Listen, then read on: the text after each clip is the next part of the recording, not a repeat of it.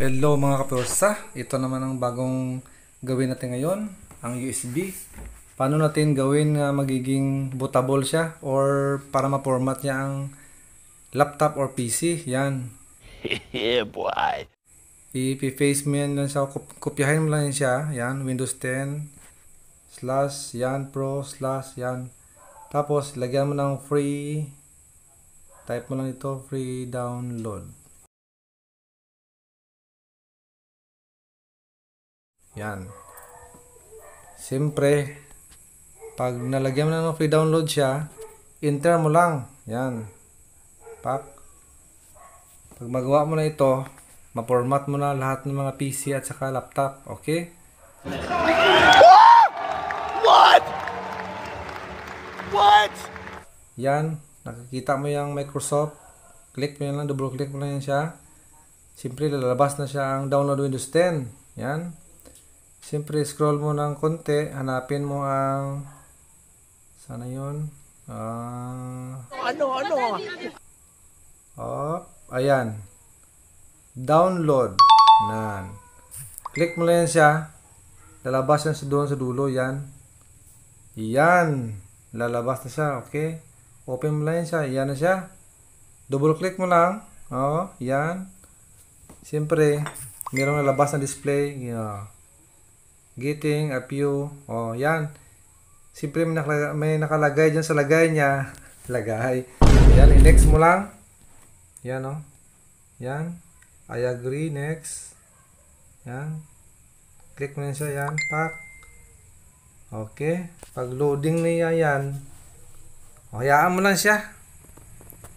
Gagalaw rin siya ng kusa kung gusto niya. Okay. Yan. Bytes. Pag loading niya, ayan na. Siyempre, yan ang sa ilalim ang kunin mo. Kaya yan na mag-create ng kwan eh. Siyempre yan ang name ng mga kwan, OS. Yan, 64-bit. Yan. Windows 10 siya. Language. Next mo lang. Yan. Siyempre, USB flash drive. Ipasok mo daw. Sabi niya, ito na. Ipasok natin sa kanyang butas-butasan, ha? Ilagay natin doon. Yan, i-on natin ang light natin, plus light. Madilim mo sa ilalim. Hanapin natin ang butas dito. Malinis ang PC ko. Yan. Maraming rekabok. Siyempre, na-reading na siya ng PC. Yan. I-check muna natin kung ayan yan na siya i-next mo lang muna. Ang nakalagay dyan, yan, refresh mo na. Nakikita yan USB D daw. D. Check muna natin kung D ba. Yan be. May PC, may computer. Ayan nga USB drive D. Yan. Tama ang nakita niya doon. Paano masabi?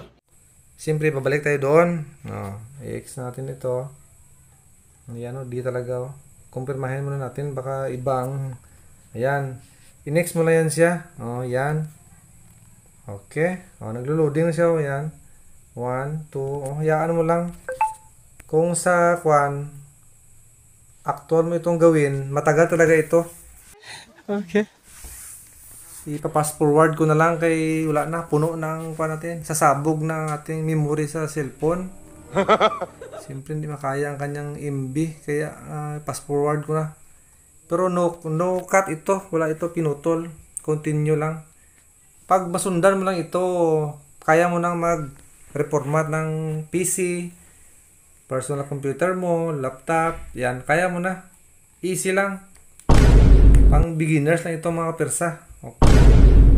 Ipapass forward ko na kay marami tayong binabayaran. Yan. Ayan. Tapos na. Pero kung sa totoo yan, matagal talaga ito. Pag-verify niya, hayaan mo lang siya. Kung anong request niya dito or next mo lang. Yan. Verify niya. Naga-creating siya ng kwan doon. Gina-create pa niya, ginalagyan niya ng kwan. Bootable ang USB mo. Para pag reformat ka, automatic na niya ma-detect doon Paano masabi? Yan. Hindi na tayo gagawa ng mga CD-CD. Yan. Ito na ang paraan natin ngayon. Yan. 100 yan. Pwede na yan siya. Okay. Bilis-bilisan na natin para matapos na. Okay. Yan. Yan ang kasimple na siya. Kung sa kuan, step by step lang siya. Medyo matagal-tagal kay gina-download mo siya sa kuan. Itong ginawa ko ngayon is gipabilis ko siya ng konti para kuan ba. Alam mo na, mabilis lang tayo magawa. Yeah, boy. Oh. Fast forward ko lang siya, pero walang cut yan. What? Pag mag 100 na yan siya, okay na yan siya.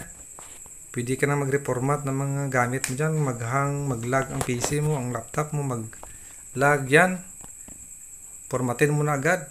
May tutorial naman tayong ginawa noon. Sundan mo lang din Oh, finish. Tanggalin ang USB, balik. Tingnan mo ang files. Yan, kung pasok ba. Oh, ang files, meron na yan sa USB mo. Tingnan mo lang, yan. Tinanggal. Open. Oh, yan na siya.